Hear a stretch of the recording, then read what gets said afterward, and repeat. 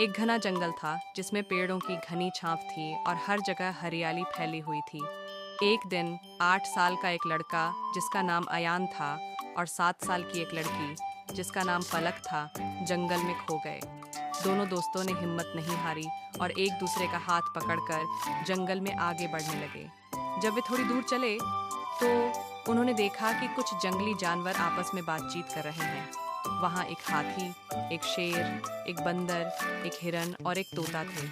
हाथी ने गहरी आवाज में कहा, हमें इन बच्चों की मदद करनी चाहिए, वे हमारे जंगल में सुरक्षित रहें। शेर ने दहाड़ते हुए कहा, हाँ, लेकिन हमें यह सुनिश्चित करना होगा कि वे नुकसान न पहुंचाएं। बंदर ने उछलते हुए कहा, मैं पेड़ों पर चढ़कर रास्ता दिखा सकता हूँ।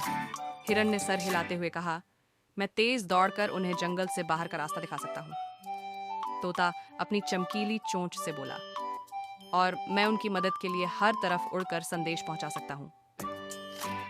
अयान और पलक यह सब सुनकर हैरान थे। उन्होंने डरते हुए जानवरों से पूछा, क्या आप हमारी मदद कर सकते हैं? जानवरों ने एक साथ कहा, बिल्कुल, हम तुम्हारी मदद करेंगे।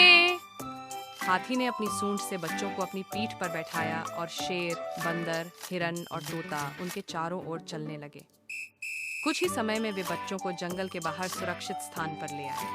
अयान और पलक ने जानवरों को धन्यवाद कहा और वादा किया कि वे जंगल की सुरक्षा का ध्यान रखेंगे और कभी उसे नुकसान नहीं पहुंचाएंगे।